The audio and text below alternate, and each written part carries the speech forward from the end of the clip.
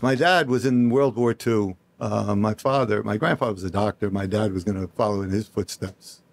And he was Eugene Stefanelli, after whom I was named, obviously. And when he was in college, they drafted him. He was going to go to medical school. Unfortunately, he ended up in the Pacific Theater, and they made him a infantry medic. So when he came home, he had very bad. I realized how bad it was as I got older. This is gonna hurt. It's time for the Suffering Podcast.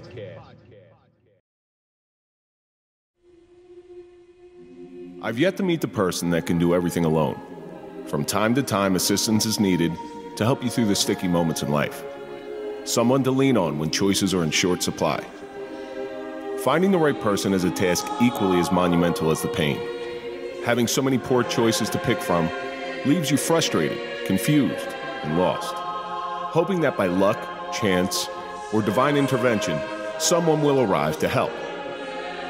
There are moments in life where the right person was put in front of you at the right time.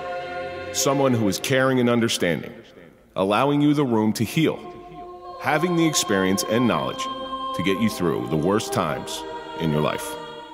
I'm Kevin Donaldson here with Mike Falaise, and welcome to the Suffering Podcast. If you're a fan of overcoming suffering and overcoming adversity, then we're for you, because that's what we do here and that's the stories we highlight. So do me a favor, hit that like button, subscribe to the channel, don't forget to comment. Now you can join. Ring the bell so you can get notified of all of our new content, and follow us on all social media platforms so you can find out what we're up to. On tonight's episode of the Suffering Podcast, we welcome Dr. Eugene Stefanelli to discuss the suffering of the cop doc. The Eugene Stefanelli.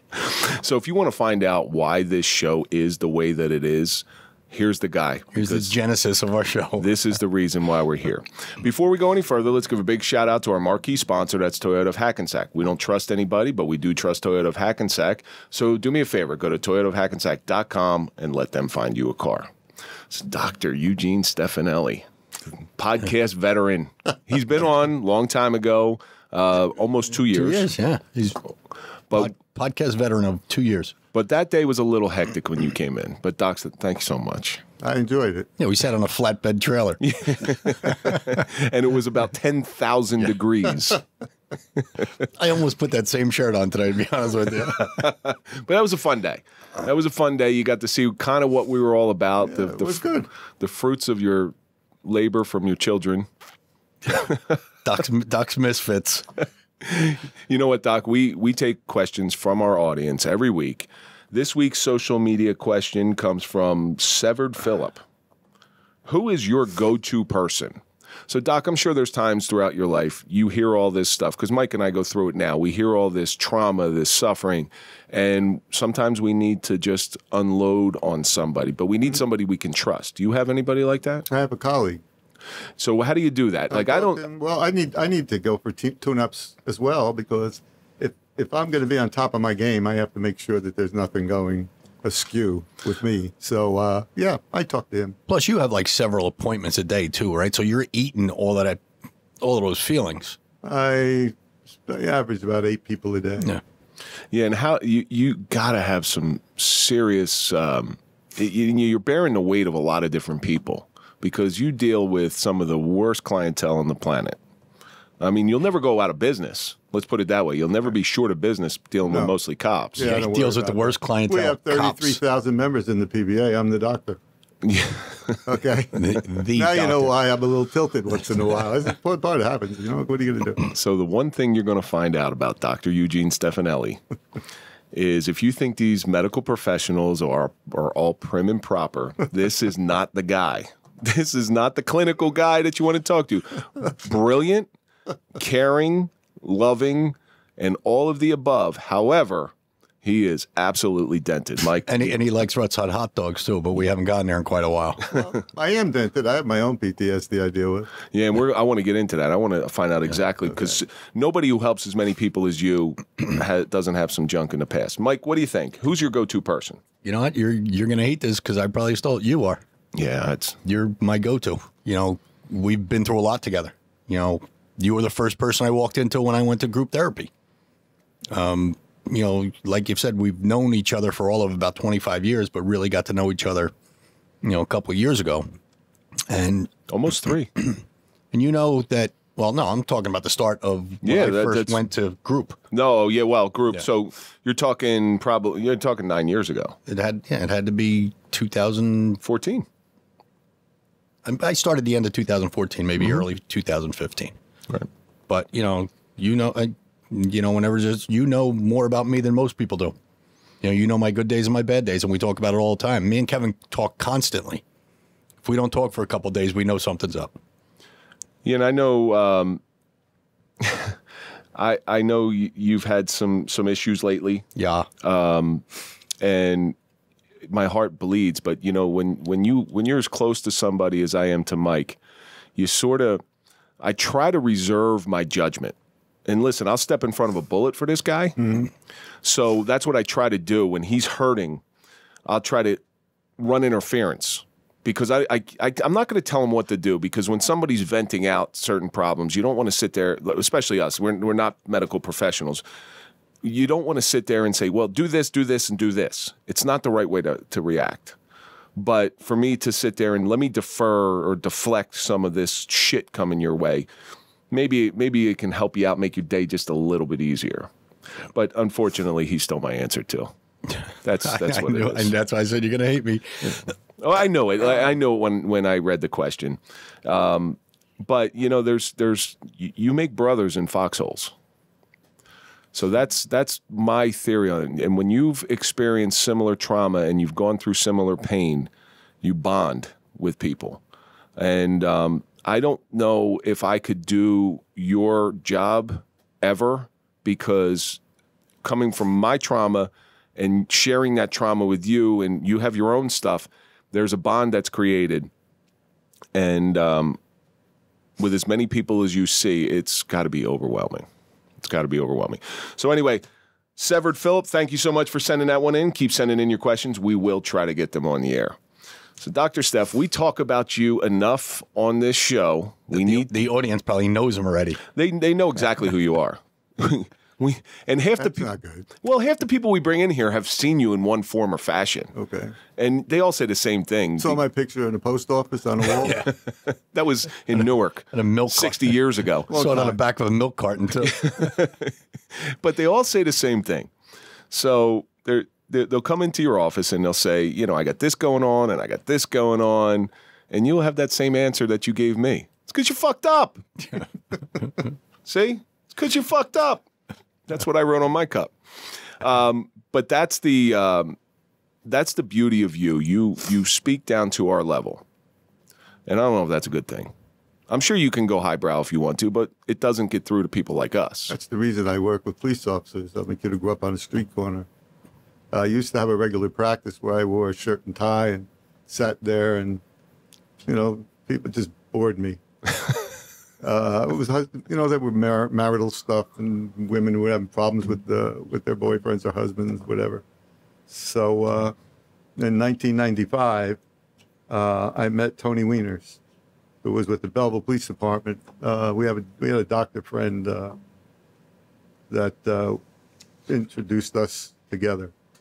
So he asked me at the time if I was interested in working with police officers. I said, yeah, sure. I said, I've only had one or two, but he said, would you be interested in take care of the Belleville Police Department? And I said, yeah. So that was my intro to working with cops.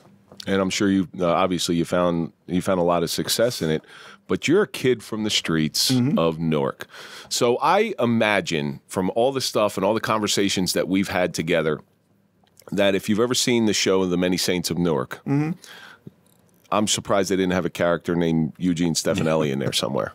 Well, kind of my neighborhood was similar to A Bronx Tale. I mean, you got the vowel at the end of your name, so you got that going for you. I'm Sicilian. What are you going to do? It is what it is. And you married an Irish person. What's the matter with you? They opposites attract. Yeah. That's right. Yeah. So why don't you give our audience a little window into how you grew up? I grew up, I actually was born in Newark on 10th Street, and then we moved uptown to 17th Street. So my dad was in World War II. my grandfather was a doctor. My dad was going to follow in his footsteps. And he was Eugene Stefanelli, after whom I was named, obviously. And when he was in college, they drafted him. He was going to go to medical school. Unfortunately, he ended up in the Pacific Theater, and they made him a infantry medic. So when he came home, he had very bad. I realized how bad it was as I got older. And once I started going to school and learning about PTSD, my father had terrible PTSD. He was physically and verbally abusive to both myself and my mother. He never, I mean, my father did nothing with me. Was very critical. So I'm sure at the time you probably had a little bit of resentment towards your father, but as you got older and into your practice and knowing what you know now, is there any sympathy for him? I watched my father die of cancer. And so after that, I forgave him. I don't like him. I still don't. But I did forgive him for what he did. But you know now that there was a reason he was acting like that. Yeah, he had PTSD, had bad PTSD. But when you're young and you don't realize it, it had to be tough. Yeah, absolutely. You know, I did very little with my father. It was always with my friends' fathers. I envied the way my friends' fathers and reacted with their sons. But my father's brother, who was another Eugene, he really took me under his wing. I always went to him for advice, did all kinds, so he had a big impact on my life. He truly did. Well, you need that one person in order to be your guiding star, whether it's your father or whether it's a coach or whatever it is. But you grew up in an era in Newark where the streets ran everybody. Well, we were across the street. We used to hang in front of this drugstore, and across the street was Roseville Lounge, and that's where the old capos were. The old mafia guys were there. So we aspired to be them. That's what we wanted to be. Some of my friends became those guys. Then when some of his friends, yeah. Well, they were buddies of mine. We slept in each other's houses. We hung out together. We did all kinds of things together, so it was different. Unfortunately, when I started working with law enforcement, I could no longer associate with them. But they're not that far. No. So they're very close. The personalities are almost identical. Oh, yeah. Yeah, we... and they keep their neighborhood safe. Yeah, yeah, they did. The neighborhoods were safe. Back in the 60s and 50s, early 60s and mid to late 50s, young girls in the summer could walk on the streets at 12 o'clock at night and no one would ever say anything or try to do anything. It was well protected between the cops and the boys, and they worked together. Right. And that made for a much safer neighborhood. Oh, just because your neighborhood was filled with what you would consider a bad element doesn't mean it's a bad neighborhood. Well, we weren't bad elements. Well, come on, you were a bad element. I already know this. But he was. The guys across the street weren't a bad element. But the guys on his side of the street were bad elements. I can't even tell you. There's certain things there's certain things I could tell you, but I can't. I got to kill you. I'm limited. The statute of limitation was over 90 years ago. But it was a good. You liked your neighborhood though, because you talk about it very fondly, and you It's talk like family. Yeah. And when you go through high school, where'd you go to high school? Essex Catholic. Essex Catholic, which probably now defunct. It probably closed down in like 1937. No, they were there in the early 80s. I know that because we played them in football. I was in a very, very wealthy parish in Newark, St. Francis. There were a lot of people there that had money that contributed to the church. But you have a whole community of well-to-do people who are trying to buy their way into heaven because of some of the stuff they do on the side. Italian Catholics. Yeah. We had a lot of those. Yeah. So the Monsignor got up in the pulpit one Sunday and said, all the young men in the parish, the parish is going to pay for your tuition. Go to Essex Catholic. Wow. Yes. That was nice. So you know what happened. All the Italian Catholic kids on my corner We all went to Essex Catholic. No kidding. Oh yeah, Yeah. Why wouldn't you? yeah. And they they didn't. I wasn't allowed to go to public school. Yeah. Well, so you were and me both. You were funded.